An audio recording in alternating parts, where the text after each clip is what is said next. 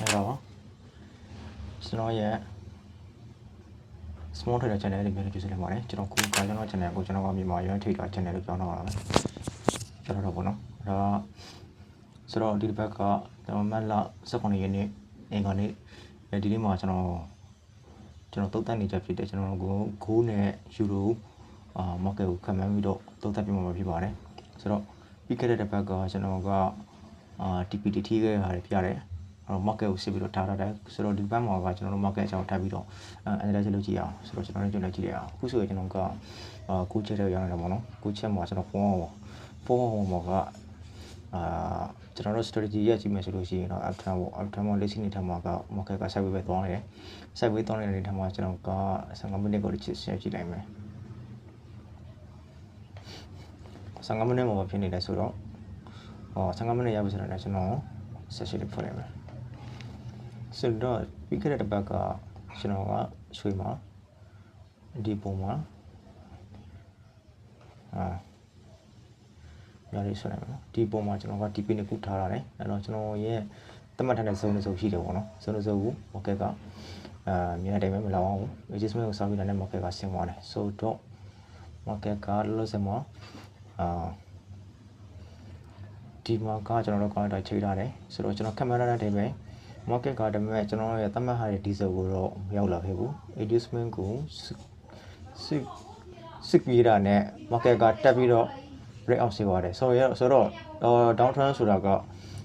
သိချတယ်ဆိုတော့ဆေးကဒီဘက်မှာစစ်ပြီးတော့ဆက်ကောင်းဆင်းနိုင်တယ်ဆိုတော့ down trend ဖြစ်တဲ့အတွက်ကြောင့်မို့လို့ကျွန်တော်တို့ကဒီမှာက adjustment ကို sweep ပြီးသွားပြီ adjustment ကို sweep ပြီးသွားပြီဆိုတော့ဒီလိုထောင်းနေကြမယ်နော် adjustment ရဲ့ file ကို sweep သွားပြီဆိုတော့ဒီနေရာမှာ low ဖြစ်သွားမယ်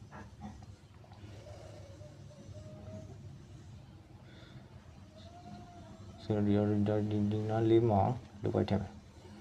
ဟုတ်ပြီ low point ကိုဖောက်ဆင်းသွားတဲ့အချိန်မှာ low point ကိုဒါဖောက်ဆင်းသွားတယ်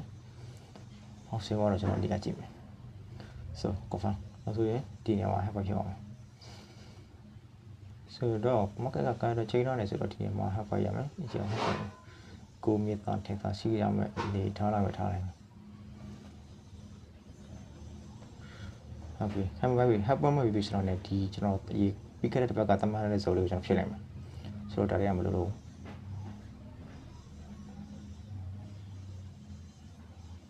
ဒါတွေကမလာဘူး market က business မှာ structure ကြောင်းသွားတယ်ဆိုတော့ market က down turn ဖြစ်သွားပြီနော်ဆိုတော့ဘယ်ဒီ session ဝင်မယ်ဆိုတော့ကျွန်တော်တို့မသိနိုင်ဘူးဘယ်နေရာကိုလာတက်မယ်ဆိုတော့လည်းကျွန်တော်လက်ရှိမှာမသိသေးဘူးနေထားမှာ market ကဒီနေရာမှာဒီကင်းနဲ့ break out ဆင်းသွားတယ်ဆိုတော့ adjustment ရှိအောင် adjustment ကကျွန်တော် market structure ဆွဲကြည့်မယ်ဒီကနေဒီကိုတက်တယ်ပြီးတော့ဒီကိုဆင်းတယ်ပြီးတော့ဒီမှာတက်တယ်ပြီးတော့ဟိုအောင်ဆင်းသွားတယ်ဆင်းပြီးတော့အဲ့ဒီနေရာမှာဒီနေရာကိုကြော်လာကြည့်အောင်ဆိုတော့ဒီနေရာကို left နဲ့ထောက်လိုက်ပြီးတော့ကျွန်တော် magnet နဲ့ထောက်လိုက်မယ်ဆိုတော့ဒီများလေးကိုဖြောင်းမယ်ဟုတ်ပြီဒီနေရာကိုစုထားတယ်ဆိုရင်အကြမ်းဖျက်အဖြစ်ဒီနေရာကိုကျွန်တော်တို့ low point သတ်မှတ်လို့ရတယ် low point သတ်မှတ်လိုက်မယ်structure ဆွဲနေတာเนาะကျွန်တော် structure ဆွဲနေတယ်ဆိုတော့ပြီးတော့ဒီကောင်ဖြစ်မယ်adjustment ကိုကျော်လာပြီးတဲ့အပေါ်မှာကျွန်တော်တို့ short လို့ရမယ်အနည်းဆက်ဆုံး short လို့ရမယ်နေရာရှိတာဆိုတော့ဒီနေရာရှိတယ်ဆိုတော့ဒီနေရာမှာလောလောဆယ်မှာ reaction ပြရတယ်reaction တစ်ခါပေးတယ်ဆိုတော့နောက်တစ်ခုကဘယ်နေရာလာနိုင်လဲဆိုတော့market ရဲ့ structure ရအောင်ရှိမယ်ဆိုတော့ရှိရင်ဒီ zone ကိုပြန်လာနိုင်တယ်ဒါဟိုအပေါ်ဆုံးထိပ်မှာရှိတဲ့ extreme zone ဒီနေရာဖြစ်ဒီနေရာ order flow လို့လည်းပြောလို့ရတယ် order flow zone ကိုကြည့်မယ်ဆိုလို့ရှိရင်ဒီနေရာတက်ပြီးသွားပြီဆိုတော့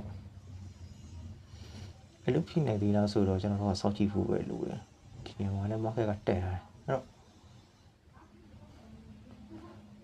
နိစ္စဆိုဒီရှိမယ်ဒီဟာလေးရှိမှာပေါ့ဒီနေရာကိုလာရင်မလာရင်အက value ဖြစ်တဲ့ order flow တစ်စုံကနေပြီးတော့ပြန်ပြီးတော့ဆင်းသွားလိမ့်မယ်လို့ယူဆလို့ရတယ် ဆိုတော့ဒီကြားထဲမှာကျွန်တော်တို့ visible ရှိရင်တကြည့်အောင် market ဒီ trend မှာဒီဟာဆက်ဝေး down trend ရှင်းနေဆက်ပြီးတော့တူချစ်စတဲ့မှာရှိတာဆိုတော့မရှိဘူးဆိုတော့အကျန်းဖြေအပြင်ဒီစုံရှိမယ်ကျွန်တော်ဒီစုံရှိအောင်နော်ဒါပုံမှန် stand နဲ့သွားမယ်ဆိုတော့ဒီလောက်ကြည့်လိုက်မယ်အော်တော့ဘလို့နေဆိုဆွဲပြီးတော့ရှိတော့ကျွန်တော်တို့သိကြရင်ဝါဟောင်းကိုကြည့်လိုက်မယ်ဟုတ်ဝါဟောင်းမှာကအပေါ်မှာကဘယ်လိုဖြစ်တော့အောက်ကဆိုတော့လေဟိုဘယ်လိုဖြစ်တော့ဟိုဆိုတော့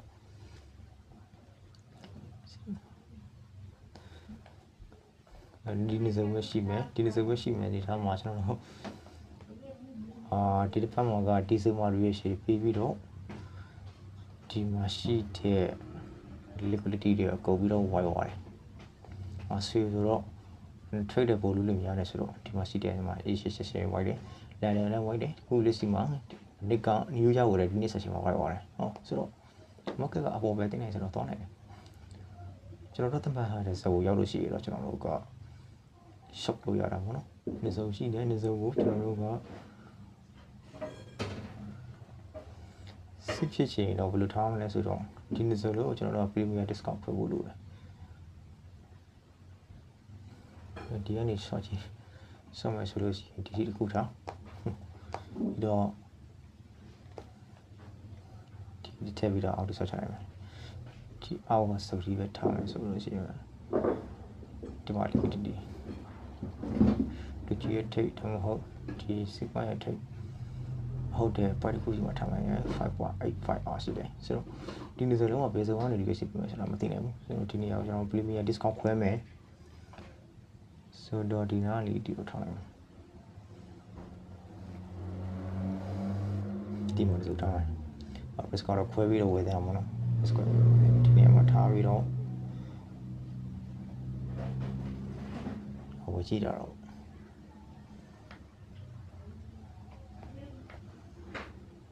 ကျွန်တော်ထားပြီးတော့ထားရတယ် TPU နဲ့အတူတူပဲထားမှာဆိုတော့ဆွေတော့ဆွေရလက်ရှိနေထားမှာတက်မဲ့နေထားမှာဒါပူဘက်ပြန်ဆွဲကောင်းဆွဲနိုင်တယ်4အောင်ပါကြည့်ကြည့်မယ်ဆိုတော့နော်ဘာနဲ့ပဲရကြည့်မယ်ဆိုရင်ဒီနေရာမှာဆက်ဝေးသွားပြီးတော့ market ကပို့ကိုဒီကြားထဲမှာဒီကြားထဲမှာ liquidity တွေရှိသမျှ liquidity အကုန်ယူပြီးတော့ market က upside ကိုသွားနိုင်တယ်ဒါမှမဟုတ်လို့ရှိရင် downside ကို shift ဖို့ဆိုတာလည်းလက်ရှိနေထားနေကြည့်မယ်ဆိုလို့ရှိရင်တော့ဖြစ်နေချေကဘာဖြစ်မလဲဆိုတာဘယ်လိုမှမသိနိုင်သေးဘူးဆိုတော့ဆွေရဲ့ confirmation ကိုပြီးခဲ့တဲ့ဘက်ကလည်းဆွေကကျွန်တော်တို့တမတ်ထားတဲ့နေရာကိုမြင်ပါမယ်နဲ့ဆင်းသွားတယ်ဒီတစ်ပတ်မှာလည်းပဲကျွန်တော်ဒီနေရာမှာထားပြီးတော့စောင့်ကြည့်ပါပေါ့နော်ဟုတ်ဆိုအနည်းဆက်ဆုံး order flow လုံးဖြစ်လို့ဆိုတော့ကျွန်တော်ပြနေတယ်လက်ရှိမှာကျွန်တော်ဒီနေ့ဆိုကိုကျွန်တော်ကောင်းအောင်စောင့်ကြည့်မယ်ပြီးတော့ထားမယ်ပေါ့နော်ဆိုတော့နောက်ပွဲတစ်ခုကြည့်အောင်နောက်ပွဲမှာကယူရိုရဲ့ဝယ်စရာနဲ့ကျွန်တော်တို့ပေါ်အောင်ကြည့်လိုက်မယ်ဆက်ရှင်လေးတစ်ဖြောင်းမယ်โอเคmarket ကစင်းနေတယ်ပြီးခဲ့တဲ့ဘက်ကဟိုကလစီကတောင်းတာဟိုအဟမှာကအားရချေသွားတယ်ဟုတ်ပြီ market က adjustment ကောင်းတယ်ဆိုတော့ကြည့်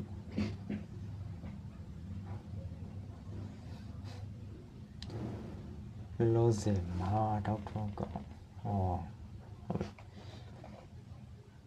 တောင်းထောင်းဖြစ်အောင်နော်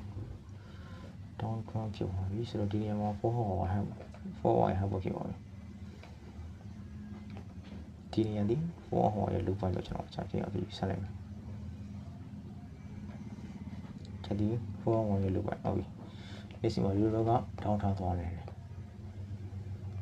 တောင်းထောင်းသွားနေတယ်ဆိုတော့15မိနစ်မှာကြည့်မယ်ကျွန်တော်တို့ short ဖို့စီစဉ်အောင်ပေါ့ okay ပြီးခဲ့တဲ့ဘက်က TP နှစ်ခု TP ရဲ့အနေထားမှာကျွန်တော်တို့မှာဒီစုံမှတ်ထားခဲ့တဲ့နေရာမှာလုံးလုံးစက်ကမရောက်တော့ဘူးဒီပေါ်တော့ဖြစ်ရတယ်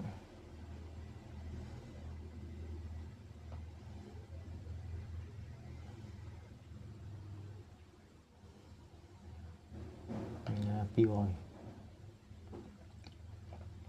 ဆိုတော့ဒီနေရာကကျွန်တော် market structure ဆွဲမယ်ဆိုလို့ရှိရင် upgrade လိုက်ဖို့လိုတော့ဗောနော် upgrade လိုက်မယ်ဆိုလို့ရှိရင်ကြီးမယ်ဆိုလို့ရှိရင် market ကဒီမှာ market ကတက်သွားတယ်ဆက်ချက်လိုက်ကြည့် market ကဘာမှမလုပ်ဘူးဒီနေ့ဆက်ပြီးတက်တာတက်ပြီးတော့ဒီစင်းပြီးတော့ပြတ်တက်တယ်ဒီအမြင့်ဆုံးပေါ်တက်တယ်ဒီပေါ်ဒီတက်သွားတယ်ပြီးတော့စင်းနေရှာဟိုတက်သွားတယ်ဟုတ်ရှိအောင်ဆိုတော့တက်တော့ဆိုတော့ adjustment ကဒီမှာဟုတ်တော့ဒီမှာဖြစ်သွားတယ်ဒီမှာဖြစ်သွားတယ်ဆိုတော့ဆက်ရှင်ဖွင့်မယ်ဒီဘောရကြီးနေသေးတယ်ဆိုတော့ adjustment အောင်ပါရှိတယ်အဲ့တော့ဖြစ်နေမယ် market ကိုအနည်းဆက်ဆုံးကနေကြည့်မယ်ဆိုလို့ရှိရင်ဒီမှာကစီကင်းတော့ကျွန်တော်နောက် market ရှိအောင်မရှိဘူးဒီစုံပဲရှိတယ်ဒါအနည်းဆက်ဆုံးလေးမရှိဘူးဒီကနေလိုက်မယ်ဆိုတော့ market ကမရဘူးအောက်ထိ white ဝင်ပြီးတော့မှအပေါ်လည်းမတက်ဘဲနဲ့အောက်ဆက်ပြီးတော့ဆင်းသွားတယ် so ပြီးတော့ကျွန်တော်တို့သတ်မှတ်ထားတဲ့ extreme ဆိုလည်းခါတယ် stop loss ထိပါလားmarket ကတခါလေးပြီးတောင်းမှရှိပါတယ်နော်အဲ့တော့ဒီ point ကိုလည်းကြော်အောင်လေဆိုတော့ဒီ point ကိုလည်းကြော်ဆင်းသွားတယ်သေချာ market ကတောင်းမှရှိတောင်းထန်ပြောင်းသွားပြီဆိုတော့ကျွန်တော်တို့ပြရတယ်4 အောင်မှာလည်းတောင်းထန်ပြနေတယ်15မိနစ်မှာလည်းတောင်းထန်ရှိပြီးတော့ဆင်းနေတယ်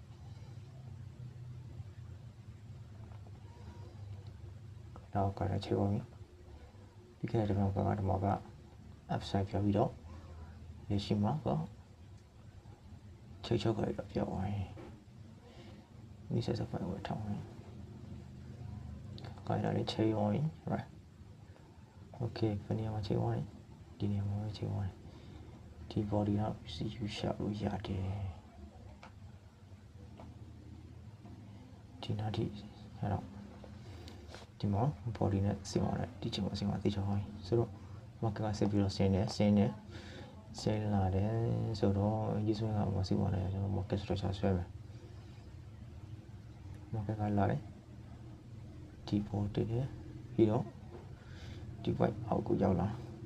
ပြီးတော့ဒီပေါ်ကိုတက်တယ်ဒီဆင်းတယ် market ဆက်တက်တယ် right adjustment ကမှလည်း less ပူပဲဒီမှာဒါကျွန်တော်ရဲ့ adjustment okay ဒါ adjustment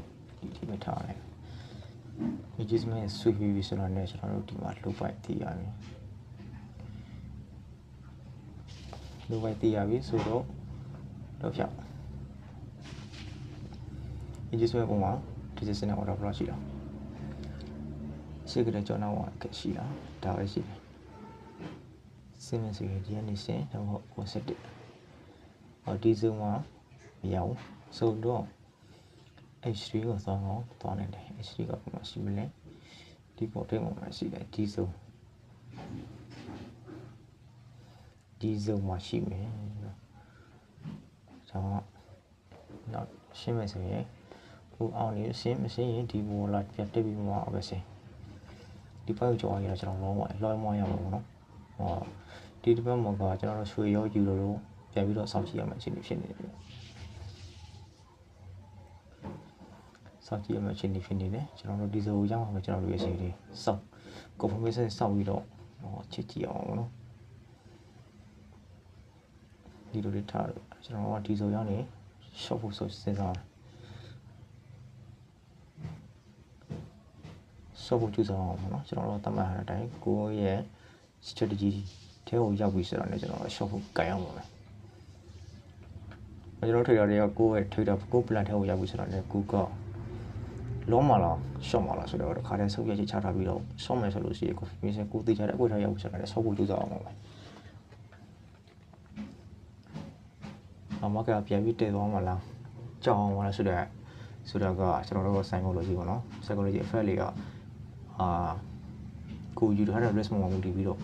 ကျွန်တော်တို့ရည်ရှိသွားနိုင်အောင်ကြိုးစားရမှာပေါ့နော်ဆိုတော့ဒီတစ်ပတ်မှာက market ကဆိုရုံဒီလိုကနေခုလုံးကကျွန်တော်တို့စောင့်ကြည့်ရမယ့်ထောင်ရောက်နေတယ်လက်ရှိမှာကျွန်တော်တို့သတ်မှတ်ထားတဲ့ planning က market သွားနေဆိုတဲ့ channel ကစောင့်ကြည့်ရမယ့်အနေထားမှာဒီဘက်ပေါ်ဆက်ဖြစ်မလဲဆိုတော့အခုတော့ကျွန်တော်တို့နောက်ထပ်ဗီဒီယိုမှာပြန်ပြီးတွေ့ကြအောင်ဗျာဒီနေ့တော့ဒါတော့ပဲ thank you